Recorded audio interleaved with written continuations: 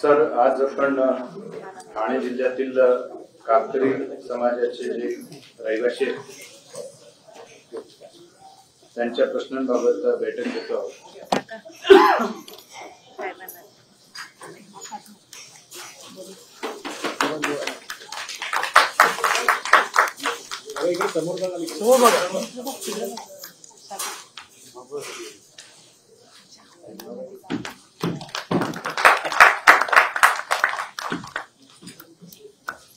बघा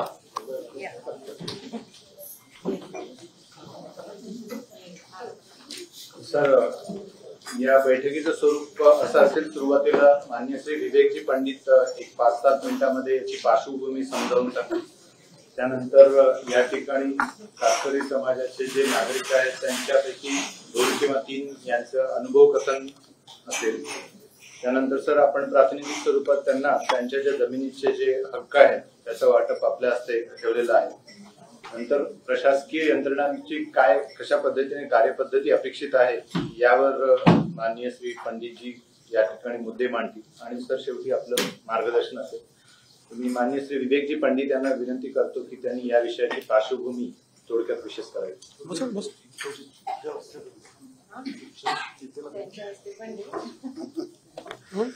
हिचं मी तुम्हाला स्टोरी सांगतो. खास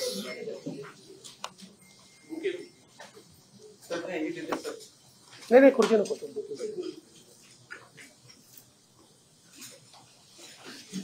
असं ठेवा तुमचा चेहरा.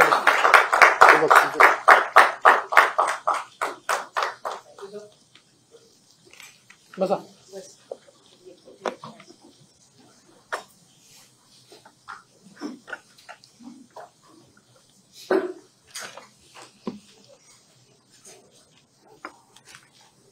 माननीय उपमुख्यमंत्री महोदयजी, मी मनापासून आपलं आभार मानतो आणि ते बॉटल या काढून या बॉटल दोन्ही. आपण आज जी बैठक आयोजित केलेली आहे त्याबद्दल आणि आपण आतापर्यंत करत असलेल्या कृतीबद्दल पुन्हा मी आपल्याला धन्यवाद देतो. आता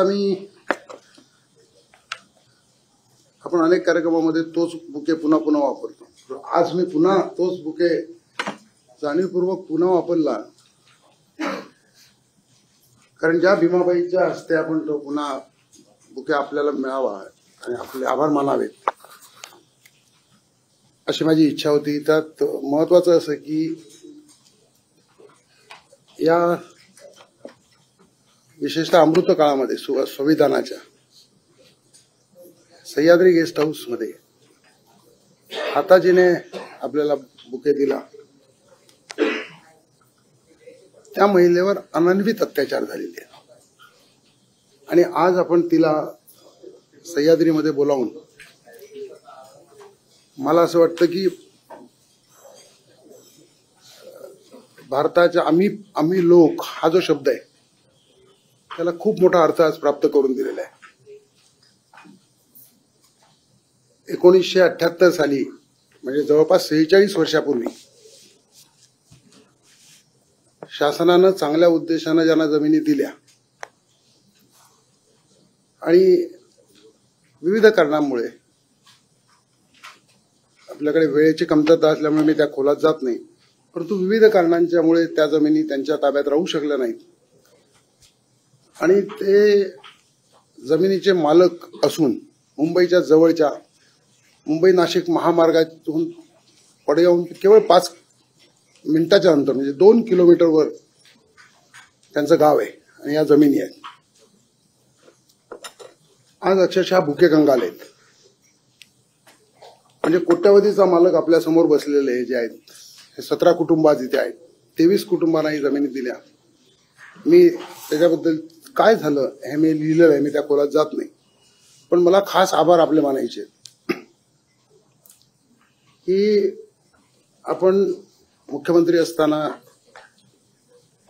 2019ला ही आढावा समिती स्थापन केली, त्याचं अध्यक्षपद मला दिलं मी गेले 4 वर्ष विविध भागामध्ये फिरतो. माझ्या हातून काय झालं मला कल्पना नाही त्याची. परंतु आज जे आपण करतो ते हे अध्यक्षपद जर माझ्याकडे नसतं आपण दिलेलं तर कदाचित मी यांना आपल्यापर्यंत आणू शकलो असतो की नाही याच्याबद्दल मला शंका आहे. त्याबद्दलही मला आपले खास आभार मानायचे. याचं कारण मी अशासाठी हे खास सांगतोय की याच भीमाबाईंना जेव्हा हिच्या पतीला त्या मालकाकडून सोडवण्याकरता मी 1984 साली गेलो होतो. ही देखील तिथे वेठबिगार होती. मी हिच्या पतीला सोडवू शकलो, हिला सोडवू शकलो नाही. आणि ती माझी वळवळती जखम गेले 40 वर्ष मी घेऊन आलो. हिच्यावर अनन्वित अत्याचार हिच्या झोपडीमध्ये शिरून हिच्या नवऱ्याला सकाळी रानात पाठवून शय्यासोबत करणं. हिचा नवराही हिला मारायचा संशय घेऊन, स्वाभाविक आहे.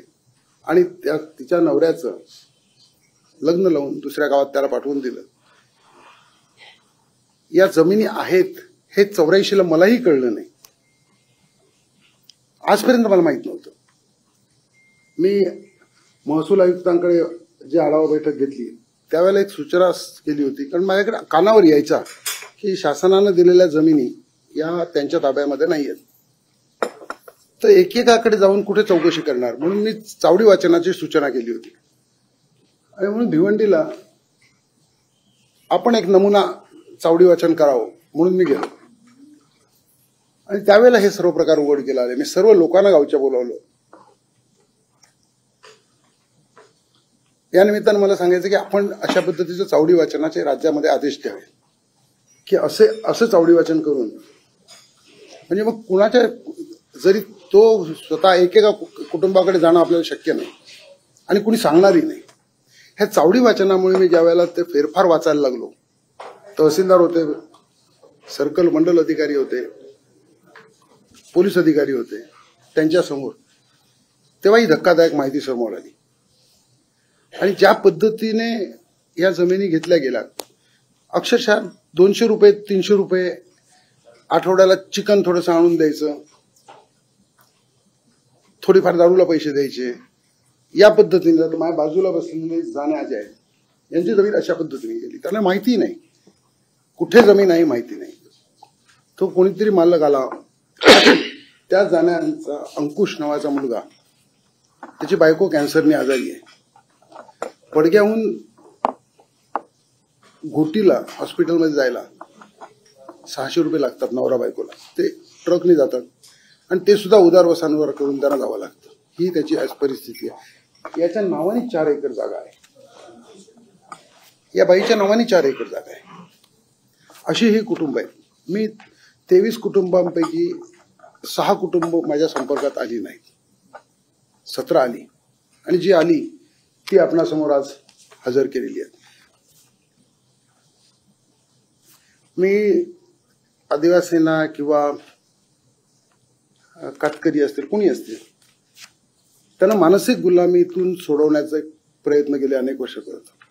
मला गेले 8 दिवस लागले या 17 कुटुंबांशी बोलून. रात्री म्हणजे दिवस एक पान जबाब फक्त रेकॉर्ड झालाय. पण हा एका पानाकरता मला एक दिवस या कुटुंबाबरोबर अक्षरशः घालवायला लागला. यांच्या मनात असलेली भीती जी आहे, ही भीती, अज्ञान, हे सर्व एकत्रितपणे आपल्याला या ठिकाणी मिळतं. हे 10 लोक आहेत की ज्यांनी या जमिनी बळकावलेत. 16 आत्ताच्या वयाकडे आलेले 17 कुटुंबांच्या, जे 6 आहेत त्याच्याबद्दल मला माहिती नाही. आणि या 10 मध्ये आपल्याला आश्चर्य वाटेल तर 2 जमिनी तर अशा आहेत की त्या कुणाकडे आहेत, कुणी घेतले तेही माहित नाही, नावावर यांच्या आहेत. असे 2 अज्ञात आहेत. म्हणजे बाकीचे म्हणून पोलिसांनाही माझ्या आपल्या मार्फत विनंती आहे की हे जे जबाब आहेत हे खूप काळजीपूर्वक खोदून विचारून घेतलेले आहेत. जिथे आरोपी आढळत नाही तिथे अज्ञात कोण आहे माहित नाही. माझी जमीन आहे, कुठे आहे हेही मला माहित नाही. हे सर्व जबाब मी आपल्याकडे देतो. आणि हे प्रकार सर्व कसे झाले याच्याबद्दल मी आपले 5 मिनिटं अधिक घेईन यानिमित्त. आणि या तरुणांमधला त्यातल्या त्या 2 तरुण आहेत की जे थोडेफार शिकले. त्यात एक रवी आहे, सुभाष आहे. त्या सुभाषला सुद्धा, तो 12वी झालेला आहे, त्याला जेव्हा कळलं, मी खोलात जात नाही, तेव्हा तो ज्याच्याकडे ज्यांनी जमीन घेतली त्याच्याकडे गेला. त्यानं सांगितलं की तुझ्या बाबाला मी जमीन विकली आहे, काकाला विकली आहे, मला ते पैसे आणून दे, मी जमीन घेतो. तो गप्प बसला. गेले 8 वर्ष तो गप्प बसला. या चावडी वाचनामुळे हे समोर आलं. रवीची 2 एकर जागा. आता त्याला माझी विनंती अशी आहे की रवी, थोडक्यात तू येऊन तुझं म्हणणं काय आहे? इकडे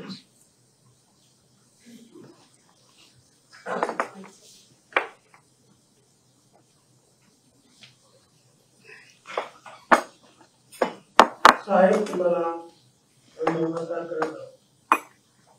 आमचे राहुल गाव या ठिकाणी आमचं कातकरी बांधव, आदिवासी वारकरी समाजाचे लोक सगळे आम्ही एका ठिकाणी राहतो. आणि आम्हाला सरकारने जमीन दिली होती, परंतु जमीन दिली पण ती कुठं आहे कुठं नाही ते नेमकं माहिती नव्हतं.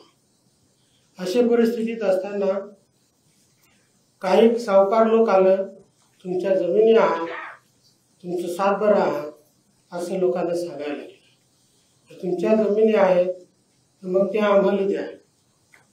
तर आमचे काही बांधवांनी नकार दिला तर आम्हाला जमीन नाही द्यायची.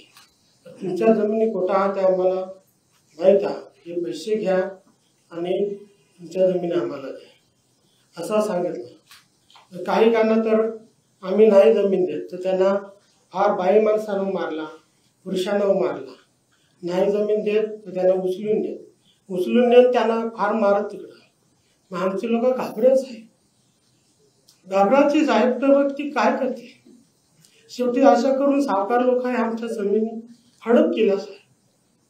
आणि आमची लोक कुठं कुठं जिथं जागा राहत तिथं झोपड्या बांधून राहिले. आज अशी परिस्थिती आहे की काही लोक कामाला जातात, कोणाला 1 दिवस काम मिळलं तर कोणाला 2 दिवस मिळेल, आणि मग कोणाला 15 दिवस काम नाही मिळलं तर कोणाला 8 दिवस काम नाही मिळलं, कोणाचे 4 पडा, कोणाचे 5 पडा. मग त्यांचा उदरनिर्वाह कसा काय व्हायचा? जमिनी असून सुद्धा आमच्या जमिनी सावकार लोक हडप केल्या. आणि त्याच्यात काही पोल्ट्री फार्म बनवल्या, काही बकरी फार्म बनवल्या. आणि आमची गरीब लोक, आम्ही सावकारांविरुद्ध काय बोलू शकत नाही, आणि बोलायला गेलो तर आम्हाला मारतील अशी आमची भीती. त्याच्यामुळे आमची कातकरी बांधव, वारली बांधव भयभीत होऊन काही सावकारांविरुद्ध काही बोलत नाही. आणि अशा करून आमच्या जमिनी सगळ्या हडप केल्या. तर मी तर माझी जागा आहे ते माझी अर्धा एकर जमीन तर डायरेक्ट 2 एकर जागा तर माझा आहे घर, मी तिथं राहतो. 2 एकर जागा तर डायरेक्ट हडप करून घेतली. मी सांगणार, शेठ सावकार, माझ्या जागेत तर तू काही करू नको, तुला काय करायचं असेल तर तू काही माझा करू शकत नाही असा दम देणं माझी जागा घेतली. अशी परिस्थिती भयानक आमच्या राहुल गावामध्ये आहे साहेब. आणि आमच्या जमिनी आम्हाला मिळवून द्यावा तुम्ही. आणि आम्हाला जमीन मिळून सुद्धा आमच्या जमिनीत आता आमच्याकडे गोडाऊन लाईन चालू आहे. तर तुम्ही विचार करून आमच्या जागा गोडाऊनवाल्यांना दिले ना, आम्हा गोरगरिबांना घरा नाही, जमीनदार असून सुद्धा झोपड्यात राहतात अशी परिस्थिती आहे साहेब. आणि अशा परिस्थितीत आमच्या लोकांना जर घरा बांधून दिली, गोडाऊनला जागा दिली आणि आम्हाला काहीतरी चांगला भाडा बिडा भेटला तर आमची लोकांची पोरात शिकतील आणि त्यांचं जीवन चांगलं होईल एवढंच सांगितलं.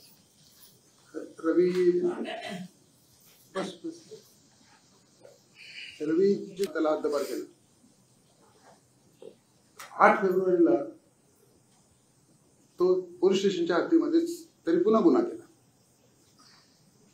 पोलिसांनी रातोरात त्याला पकडलं. पण यांनी कसे गुन्हे केले? मला बेबी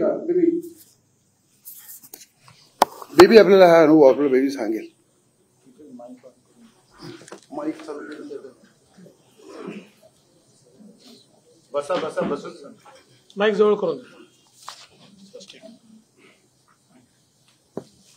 माझे काम सासरा लडकू आणि वारकू धाडके लडकू आणि वारकू धाडके आणि धर्म वारकू धाडके हे दोघं सख्खे भाऊ. लडकूला वारीस नाही. लडकूला वारीस नाही तर धर्माचा पोळे माझा आनंदामध्ये नवरा माझा नवरा आणि लडकूला वारीस लावून घेतलं तिथे म्हणजे लडकूनी वारीस लावून घेतले माझ्या नवऱ्याला. ती जमीन कसं तर ते आमचं लग्न करून आणि मला माहिती नाही पण आमचं लग्न करून आणलं की त्याच्या बरोबर आम्ही जमीन कसायचो. जमीन कसता कसता कसता कसता आमचे सासरे ते आजारी पडले आणि ते आमचे सासरे ते मरण पावले आणि शेणाव चिखल्याकर ते येऊन आम्हाला दम टाकी द्यायचे. आमचे जागेमध्ये भरपूर झाडे मोठे मोठे गाई भरपूर मारती शेणावर चिखल्याकर करायचा तो मोठा शेत आणि लाकडाचा धंदा त्याचा. तो येऊन आम्हाला दमदाटी देऊन आमचं सासरं मरून गेलं तसं आम्हाला दमदाटी देऊन ती जागा आमच्या जवळशी हुसकावून घेतले. 2 वर्षापूर्वी तो शेणावर मेला आणि तसं त्याचा मुलगा येशील चिखलेकर आणि आझाद चिखलेकर त्यांनी येऊन त्यांना माणसाने घेऊन आले आणि ती झाडं तोडायला सुरुवात केली आणि देशी घालून आणि लेवल जागा करायला लागली. तर माझा नवरा गेला का बाबा आमची जागा थोडी पातळी आम्हाला ठेवा आमचं पोट भरण्यासाठी गेला. तिथं माझा नवरा तेवढा शब्द काढला येशील चिखलेकर मी मारायला सुरुवात केलं माझ्या नवऱ्याला. मारायला सुरुवात केलं मारून मारून एवढा बेसर केलं माझ्या नवऱ्याला. लून सुरू केलं माझा नवरा. हात जोडायचं पाया पडायचं तरी ऐकत नाही. तिकून येशील लात मारायचं तिकडं उडवायचं तिकून लात मारायचं अजून येशील का इकडं उडवायचं असं करून करून माझ्या नवऱ्याला लून लून केलं. मी गेले तर का माझ्या नवऱ्याला मारून नका. काय झालं तुम्हाला वाटतं तर जागा घ्या सगळी पण आम्हाला मारू नका. आम्ही हात जोडून पाया पडाय गेलो मी पण माझ्या 2 टाक पडत मारले. खाली पाडलं मला माझ्या डाव्या मांडीवर पाय ठेवला आणि उजवा पाय माझा पकडला. तुम्ही तुला फाडणार पण मला फेकून दिलं त्यांनी आणि तसंच नवऱ्याला घेतलं म्हणजे पडगा पोलीस स्टेशनला गेलं. पडगा पोलीस स्टेशनला गेलं आणि जबाब दिला का असं आमच्या मध्ये कागद झालं.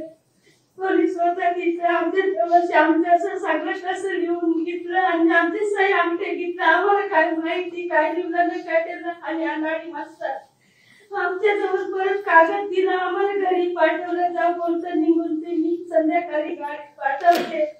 स्टेशनला गेल्या हजरला गेला काही आलं नाही. असं करून बघ आणि आम्हाला खूप मागे आम्हाला उठवणे बसवणे 2-3 दिवस वाट बघली गाडी आलीच नाही. आम्हाला येऊन धमकी द्यायची आमची माझा नवरा देवाचा का निघून रानावनात जायचं भुकत आणि राहायचं परत यायचं. मला कधी कमी थांबत नाही मला कापून टाकतील. पोरा बारी काय काय करू सगळ्यांनाच मनात फिरायचा माझा नवरा रानावनात फिरून आणि माझा नवरा एवढा बेकार झाला. आजारी पडले एवढं आजारी पडले एवढ्याशा जागेमध्ये एवढंसं खोपटा घालून मी पोराने घेऊन राहिलो. तिथं पण मी कुठे गेलो नाही खालो नाही तिथंच राहिलो. आज माझा नवरा आजारी पडून 2 वर्षापूर्वी माझा नवरा मरून गेला.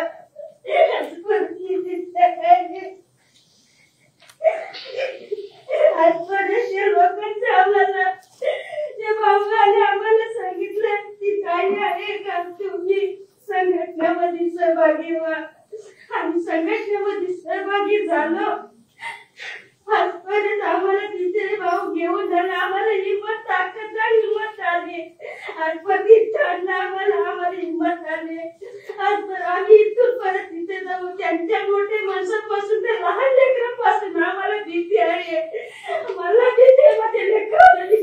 जीवन कसं जगवायचं आणि कसं करायचं एवढी शिकवते माझे.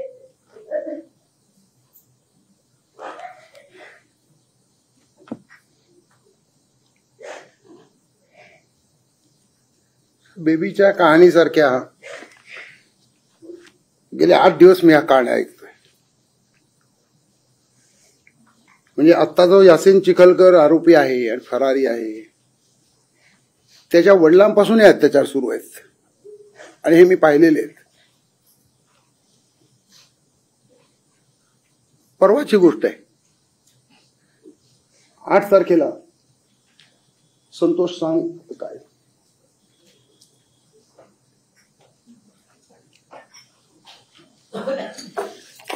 मी संतोष देव बाबर. माझा म्हणजे मी तिथं काम करतो भट्टीवर. ते भाऊ म्हणजे याच्यामध्ये आलं, आपल्या वाडीमध्ये आलं. ते वाडीमध्ये आलं तर आम्ही बरेच लोक बसलेलो होतो. तर माझ्या सासऱ्याचं नाव निघलं त्याच्यामध्ये. सासऱ्याचं नाव निघलं जमिनीमध्ये. तर मी काय सांगितलं, सासऱ्याचं माझं नाव निघलंय ना, तर तुम्ही जाऊन या कुलगावला. माझ्या बायकोला मी पाठवलं कुलगावला. आम्ही भट्टीवर काम करायचो. 7 तारखेला माझ्या पोराचा बर्थडे म्हणजे नातूचा बर्थडे होता. मी तिथून घर माझं जवळ आहे, तिथं मी जाऊन ना आलो. तर मग 8 तारखेला मला रात्रीची ताई 11 वाजता उतरला. 11 वाजता उतरला ना, काही याशींच्या मला त्याच्यामध्ये आणला, आपल्या ऑफिसमध्ये आणला. ते मला बोलायला लागलं का तुझ्या बायकोने 2 लाख रुपये घेतलेले आहेत, 2 लाख घेतलेले आहेत, मला धमकी द्यायला लागली. त्यांना ते मला धमकी देऊन ते लगेच मग काय बोलायला लागले का तुझ्या बायकोला घेऊन ये, गावला जाऊन ना घेऊन ये. तिथे गाडीमध्ये टाकून ते 5 लोक होते माझे मागे. ते मला हाणमार करायला लागले. हाणमार करून ना मला ते दारू पाजायचे. त्याच्यावर माझ्या डोक्यात इथं बाटली आपटली, दारूची बाटली आपटली. त्याच्या पुढे मला कुठे नेला, म्हणजे खडवली रस्त्याला नेला, पण कुठे नेला, त्यांचे फार्म हाऊसला नेला का कुठे नेला याची मला आठवण पडली नाही. पहिलेच माझे ऍक्सिडेंट झाले, ट्रॅक्टर पलटी झालेला म्हणून तिथं लागले माझ्या. आणि तिकडनं मला आणून तिकडनं मग मला तिथं सोडला तिथं तरी धमकी द्यायला आले ते त्यांचे बाजूचे लोक, म्हणजे त्यांचे नातेवाईक. आणि तरी पण का तू तिला घेऊन ये.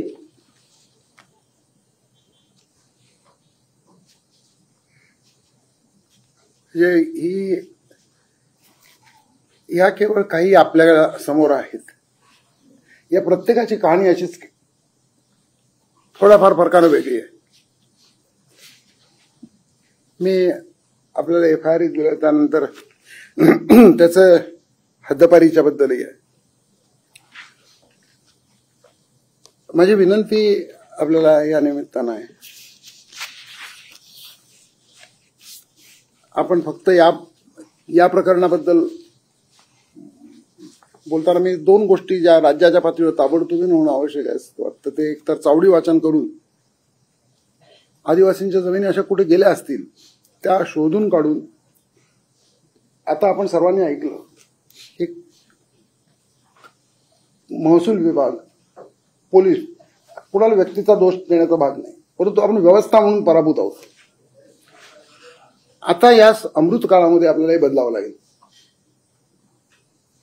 की आमच्या संवेदना आम्हाला वाढवाव्या लागतील आणि यांच्यासाठी जी संविधानानं तरतूद केलेली आहे ती यांना द्यावीच लागेल, यांना जगण्याचा हक्क द्यावाच लागेल. म्हणजे त्यात कोणताही पर्याय करू नये असं मला असं वाटतं. आणि ते करायचं असेल तर एक चावडी वाचन, अनेक आदिवासींच्या जमिनी, या जमिनीच्या संदर्भात बोलतात, महसूल सचिव असायला हवे होते. पण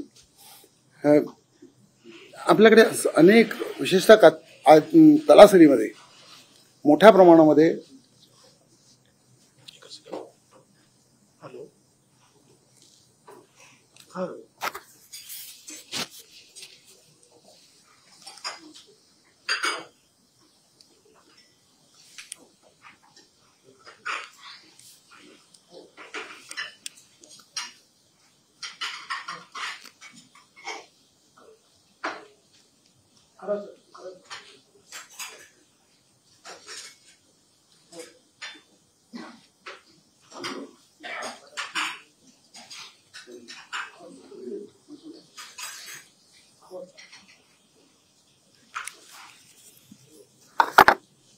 मी थांबतो. श्रीकरजी. तर यामध्ये त्यांच्या जमिनीचे जे हक्क आहेत त्या सर्व कातकरी बांधवांच्या भगिनींचे अद्ययावत सातबारा आपण महसूल विभागाकडून काढलेले, ते यांनी पण व्हेरीफाय केले. त्यांना त्या सातबारांचं वाटप आज आपण आपल्या हस्ते करतोय आणि नंतर मग विवेकजी पुढे आपल्याला कशा पद्धतीने विविध विभागांकडून कार्यवाही अपेक्षित आहे याच्याबद्दल बोलतो. तर मी एक एक मला काय वाटतं की 7/12 तर आपण देऊ, जागेचं पोझिशन हे त्यांना देणं, तुमच्या विभागाने सध्या तात्काळ कारवाई करून फेन्सिंग करून देणं किंवा काहीतरी त्याला हे करून देणं आणि एक पाटी लावून देणं आपल्या खर्चाने की ही जागा यांच्या मालकीची आहे. हे सुरुवातीला पहिले जे 17 लोक यांच्या ह्याच्यात जर केलं तर मला असं वाटतं की एक ट्रेंड आपण त्याचा सेट करू शकतो. करेक्ट. हा आता 4 एकर असेल तर कदाचित फेन्सिंग करणं कठीण जाईल, पण ऍटलिस्ट बाउंड्री नीट मार्क करून आणि त्याला पाट्या, स्वच्छ पाट्या लावणे की यांच्या मालकीची जमीन आहे आणि कुठल्या दुसऱ्या कोणी असेल तर ते ट्रेसपासिंग होईल आणि सरकारच्या आदेशान्वये, म्हणजे जिल्हाधिकाऱ्याचं हे टाकून जिल्हाधिकारी आदेशान्वये असंही केलं पाहिजे.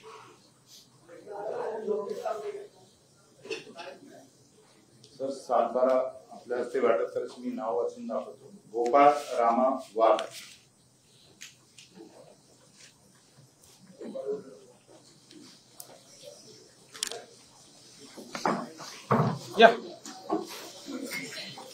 या ना तुम्ही सगळे, या ना, या सेक्रेटरी या.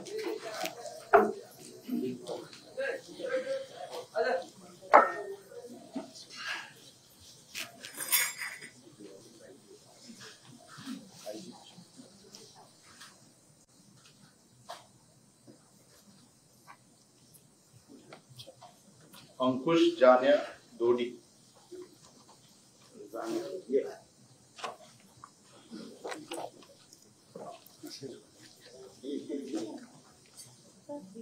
त्यांच्या वडिलांचं नाव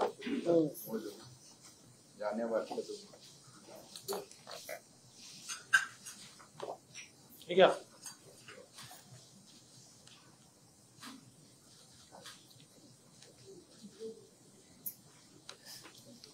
ठीक आहे.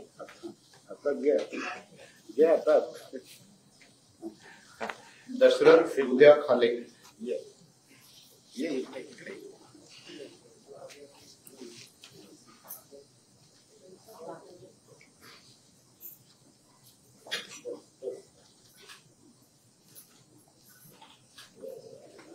रवींद्र शांताराम आवरे.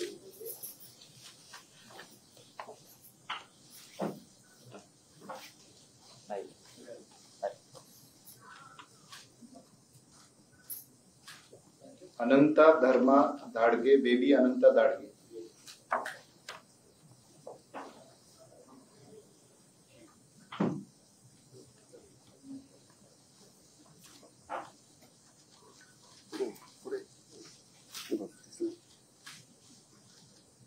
काळजी नाही करायची, सगळे आहोत आम्ही. वसंत विठ्ठल पागी. हा तर 3 दिवस यायला सुद्धा घाबरत होता. ठीक आहे.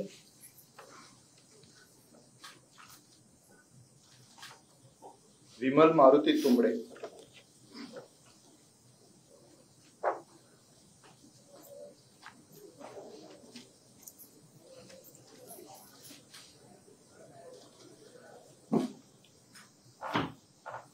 चंदर सक्रिया खाले. यांचे 2 गट.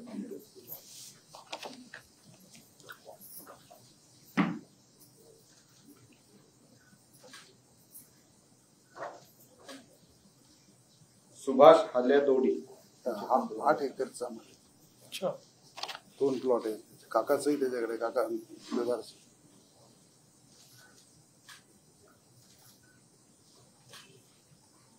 भीमा जान्या कातकरी.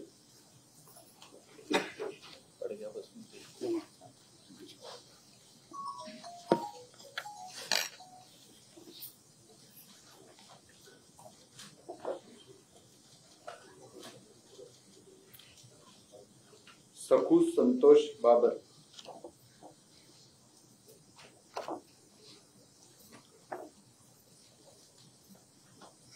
तिच्या नवऱ्याला जे मारलं ते तिची जमीन आहे म्हणून त्याला मारलं. यमुना साया गावी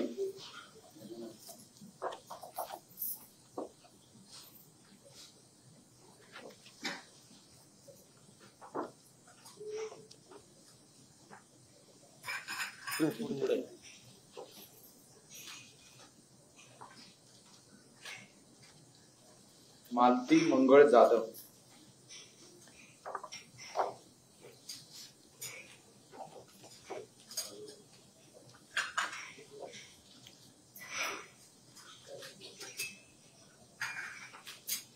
काळूराम रामा वाघे तुझं झालं आता ते जागा मिळाली तुला.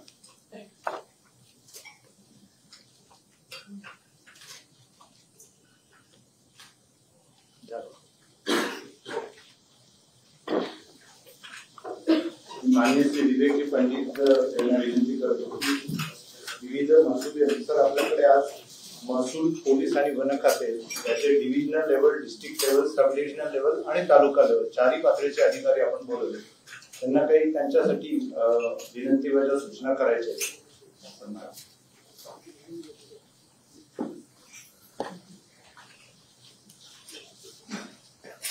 आपण मगाशी सूचना करायला म्हणजे आदेश द्यायला सुरुवात केली होती. त्यामुळे मी या इतक्या चांगल्या सह्याद्रीमध्ये होणाऱ्या कार्यक्रमानंतर पुन्हा आपल्याकडून अपेक्षा व्यक्त करणं म्हणजे माझ्याकडून कमतरता राहून जाईल की माझं काहीतरी चुकतंय. मला असं वाटतं मी निवेदन लिहिलेलं आहे आणि त्यामध्ये यांचं संरक्षण कसं केलं पाहिजे,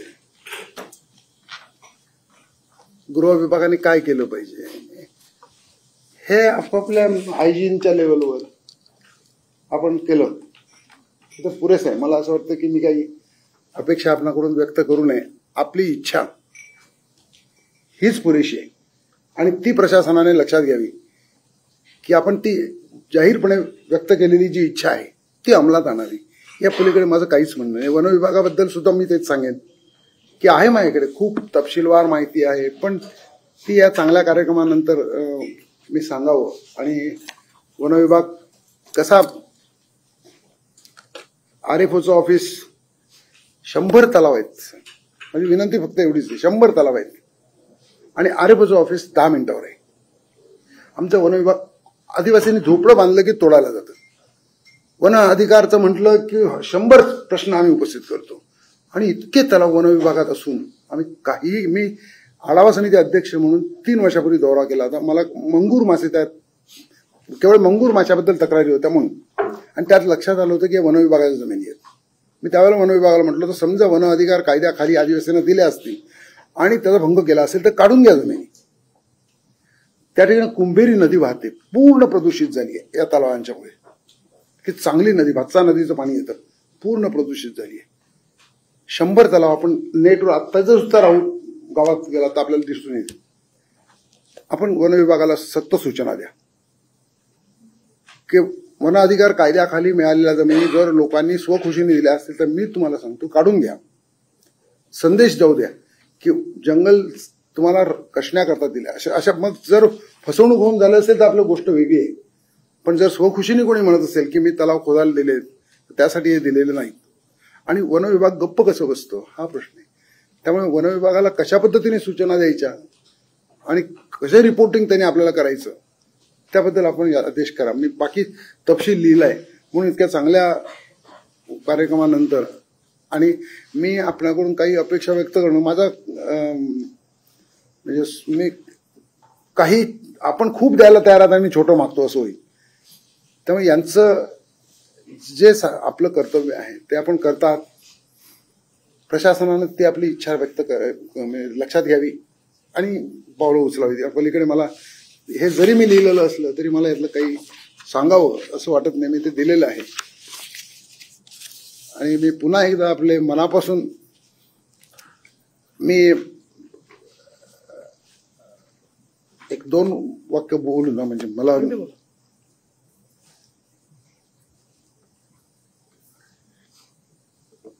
1982 साली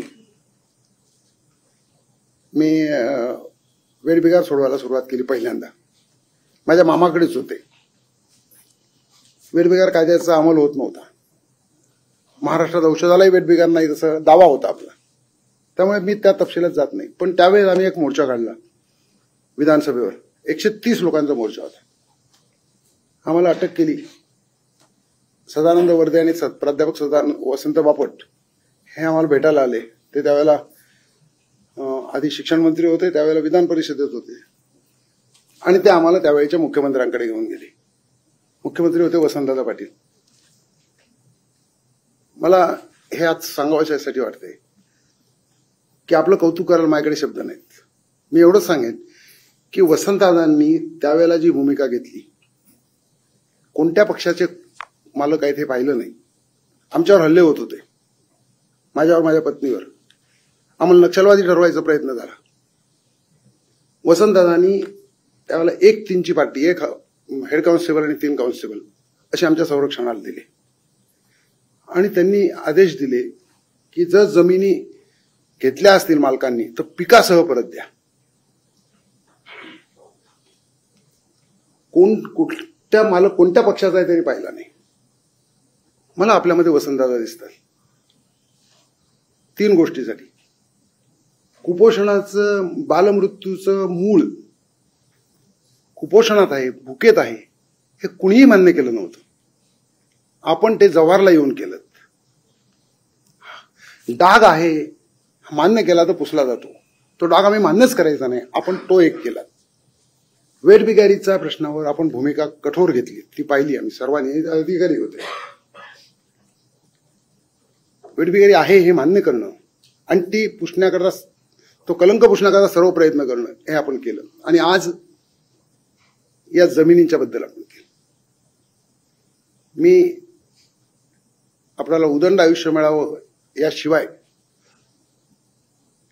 राज्याचा नाही देशाचा कारभार अशा पद्धतीनं आपल्या हाती एक दिवस यावा की ज्यामुळे यांच्यासारखे जे लाखो करोडो देशात आहेत की ज्यांच्यापर्यंत स्वातंत्र्य अजून पोहोचलेलं नाही, ते स्वातंत्र्य आपल्या निमित्तानं पोहोचेल. संविधानानं जे मूलभूत अधिकार त्यांना प्राप्त करून दिले ते त्यांच्यापर्यंत पोहोचले नाही, त्याचा गंध देखील त्यांना नाही. तो आपल्या मार्फत पोहोचेल एवढी इच्छा व्यक्त करून मी आपल्या मनापासून शुभेच्छा देतो. या सर्वांच्या वतीनं बोलता येत नाही. आपल्याला हात कसे जोडायचे हेही त्यांना माहिती नाही. मी त्यांच्या वतीने आपल्याला त्या सर्वांचं वय जर एकत्र केलं तर मी आशीर्वादही देऊ शकतो आपल्याला. आणि एक व्यक्त करतो इच्छा शेवटची की जी या सर्वांच्याकडे पाहिलं आपण तर या जमिनी आपण यांना परत दिल्या, काय करणार या जमिनीचं हा प्रश्न आहे. जे अनेक कर्तव्य आपल्यावर सोपवली आहेत राज्यावर, त्यात अनुच्छेद 46 मध्ये सर्वात महत्वाचं आहे की यांचं आर्थिक हितरक्षण करणं ही आपली जबाबदारी आहे. त्या दृष्टीने मागचा अनुभव लक्षात घेतला तर या सर्वांची कंपनी करून तो सर्व लॉजिस्टिक हब आहे. या सर्वांना गोडाऊनचं मालक करा आणि ती जबाबदारी आपण जिल्हाधिकाऱ्यांच्यावर द्या आणि आयुक्तांच्यावर नाही त्याच्यावर सहनियंत्रण करावं. आणि मग त्यामध्ये ह्या कंपनी करणं, परवानग्या असतील, वन विभागाचं असतील, निर्वनीकरण झालं असेल नसेल, अटी शर्तीचा असेल, या सर्व करून 2-3 वर्षामध्ये या सर्वांची परिस्थिती बदलली असेल, या सर्वांना घरं असतील, कुणी उपाशी नसेल आणि यांच्या पिढ्यांचं कल्याण त्याच्यामध्ये होईल असं एक आपण जर मॉडेल तयार केलं, मला असं वाटतं की देशामध्ये कदाचित होईल. आणि आता माननीय पंतप्रधानांनी आदिम जमाती करता जे केलंय, आपण शासनातर्फे 1 रुपयाही खर्च न करता जे दिलेलं आहे त्यातूनच करोडो रुपयाची संपत्ती आपण या लोकांच्या हातात देऊ शकतो. मला असं वाटतं की या दृष्टीने आपण आदेश करा आणि त्या दृष्टीने कारवाई करा. मी पुन्हा एकदा या सर्वांच्या वतीनं आपले मनापासून आभार मानतो.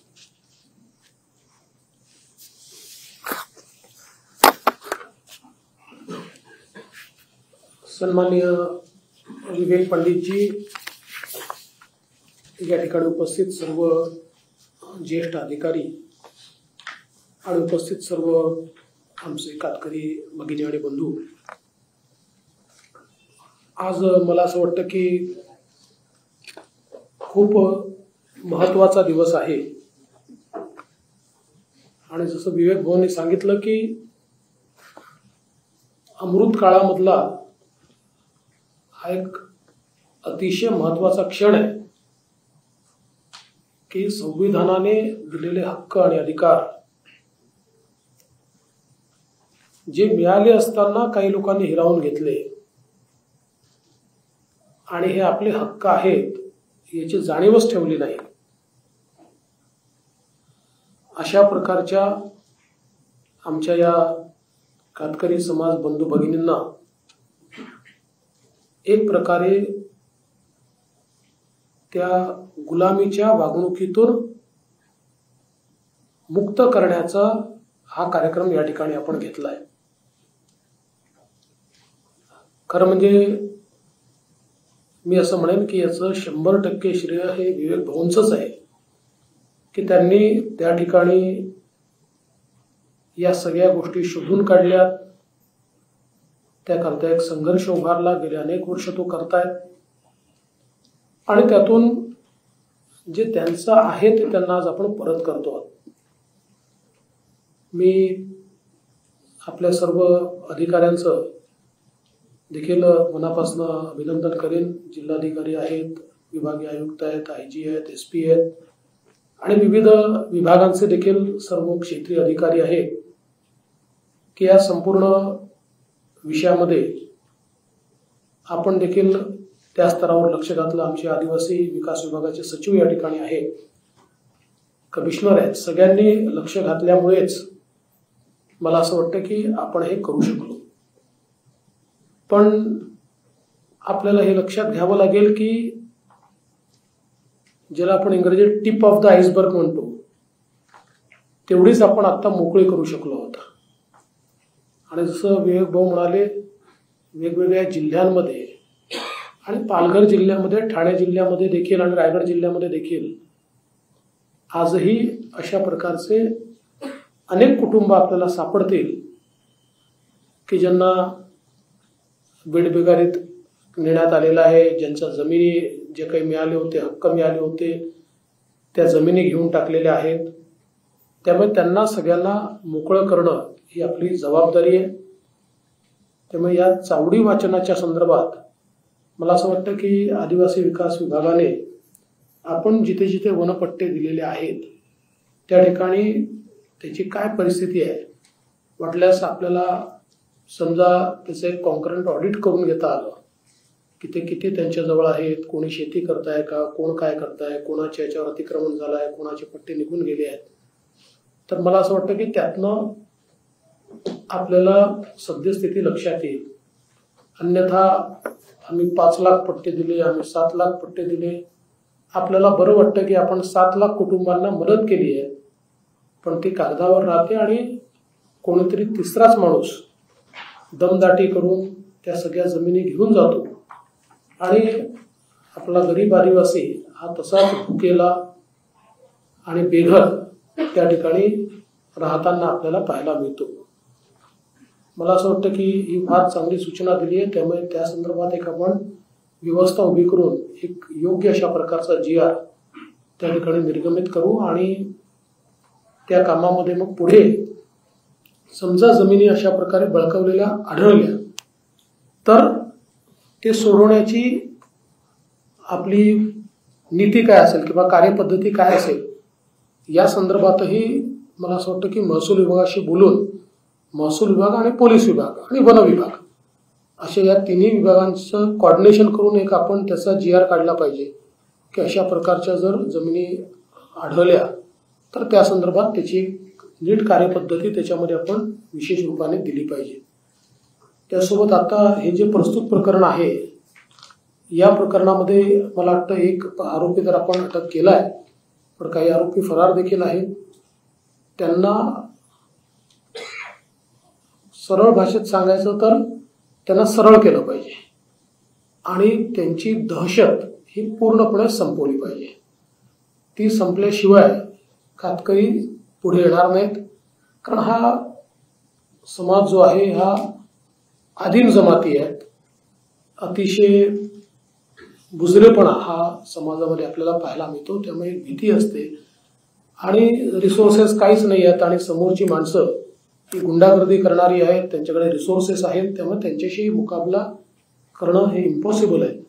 त्यामुळे मला असं वाटतं की आपण ते केलं पाहिजे. आणि आज ज्या 17 लोकांना आपण आता कागदपत्र दिली आहे, मला असं वाटतं की पुढचे 7-8 महिने ज्या ज्या पोलीस स्टेशनच्या अंतर्गत ते येतात, महिन्यातनं एकदा पोलिसांनी जाऊन त्यांची काय स्थिती आहे हे बघितलं पाहिजे, जेणेकरून एक 7-8 महिने वर्ष नीट गेलं तर मग कोणी त्यांना छेडायला येईल असं मला वाटत नाही.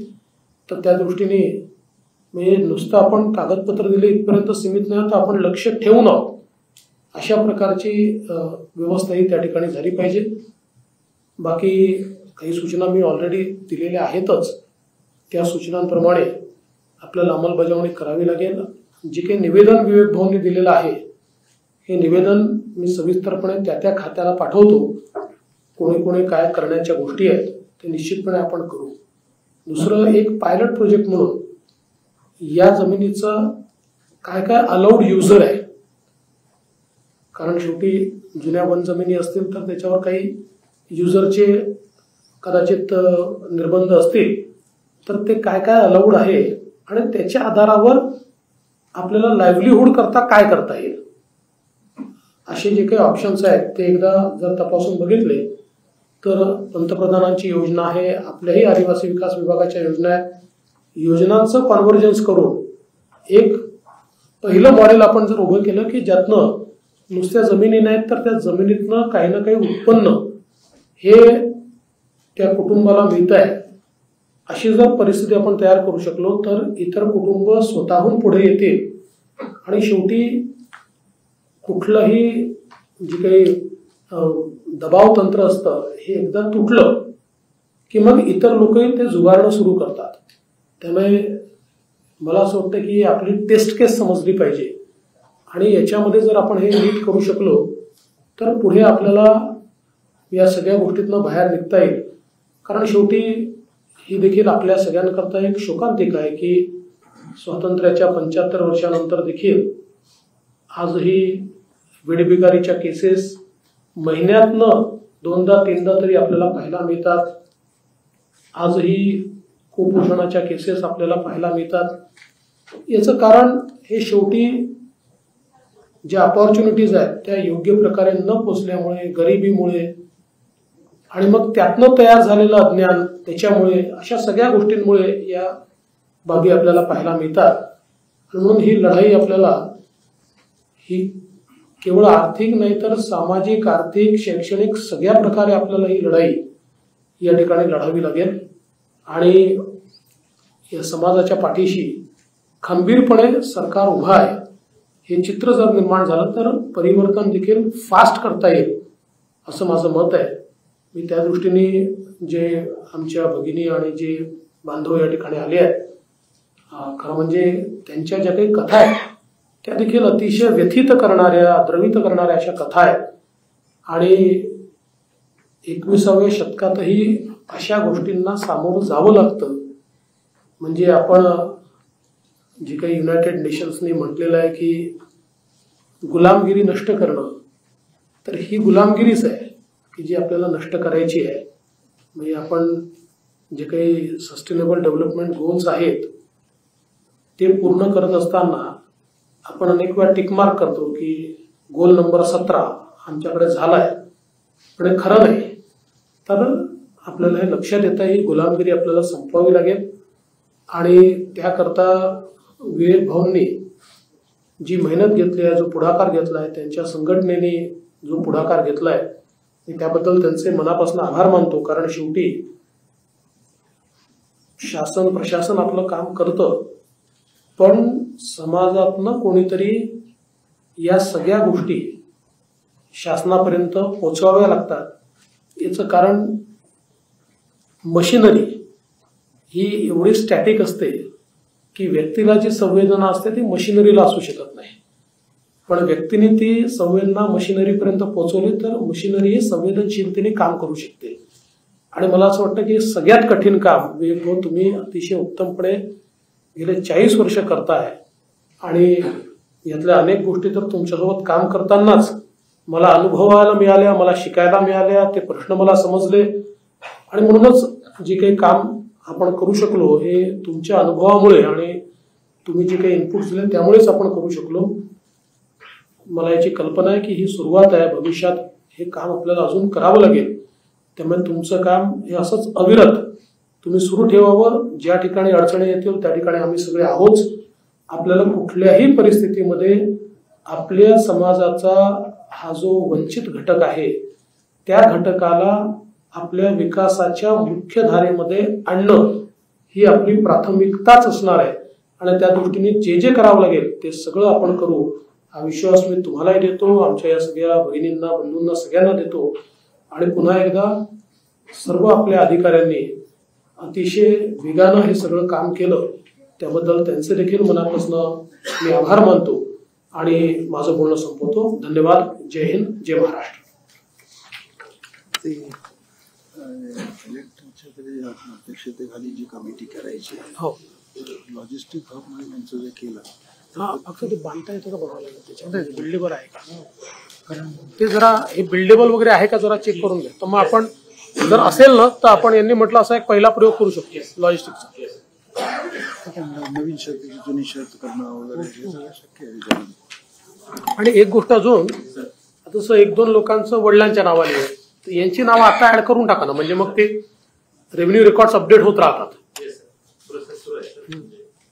एक फक्त मुद्दा मगाशी मी आपला जो याचा भाग नाही आहे परंतु महसूलचा आहे. त्यातून बघायला पाठवून द्या. 70 बऱ्याच केसेस राज्यभर पेंडिंग आहेत आदिवासींच्या विशेषतः आणि 32 सो मोठो करायचे आदेश केला. एक परिपत्रक काढा की 32 केसेस आपण स्वतःहून आदिवासींच्या 32 म्हणजे काय? विक्री कुळाची विक्री. म्हणजे त्याच्यात काय म्हणजे तरतूद काय? आता काय कुळ असतो हो, तो कुळ इतर हक्क सदरी असतं. हो, त्याची 32 नॉमिनल विक्रीच असते. ठीक. ती विक्री झाली की तो कब्जेदार येतो. अच्छा. तर कब्जेदार सदरी आलेले असे बरीच प्रकरण आहेत.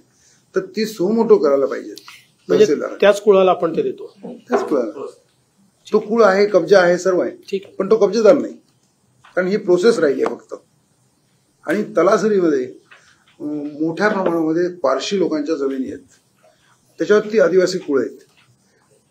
पण पण याच्यामध्ये एक अशी योजना जर फ्रेम केली जसं हे म्हणतात तसं, ते काही नॉमिनल पैसे भरायचे आहेत पण ते कागदपत्र आणि पैसे भरणं वगैरे याच्यावेळी, जसं एक उदाहरण सांगतो की आपल्या भंडारा गोंदिया वगैरे या सगळ्या भागामध्ये ते रेव्हेन्यू रेकॉर्ड जेव्हा क्लिअर झाले त्यामुळे सगळ्या शेतकऱ्यांच्या जमिनी वर्ग 2 मध्ये घेतल्या आणि त्यांना भूमिधारी केलं.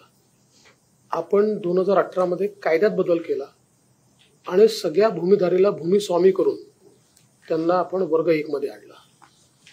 असं आपल्याला एखादी योजना जर फ्रेम करता आली की किमान आदिवासी कुळ जे आहेत त्यांना या 32 अंतर्गत त्यांचे पैसे आपण भरू, ते काय नॉमिनल आहेत आणि त्या त्यांच्या नावाने करून देऊ. खूप नॉमिनल असतं सर.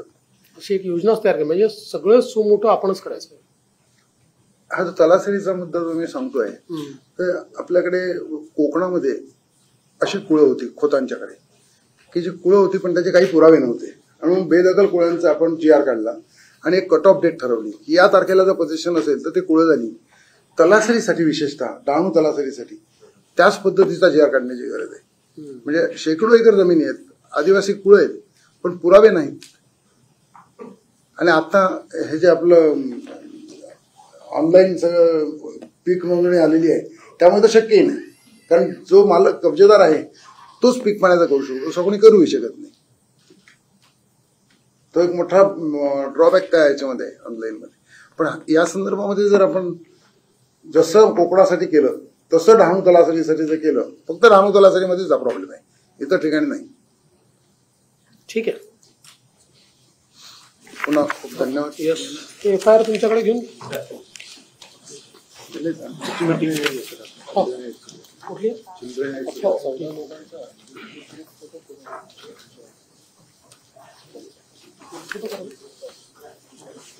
बोलून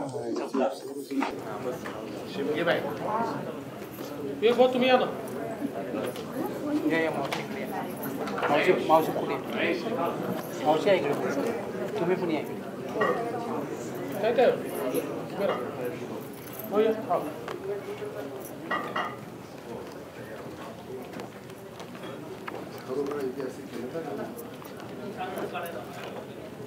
तुमच्यामुळे ऐतिहासिक काम झालं, आमच्यामुळे.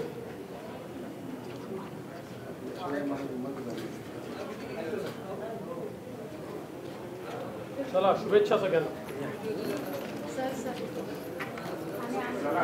नाही काय काळजी करू नका. चला बाहेर बाहेर पोलिसांना सांगितलं काळजी करायची. चला ये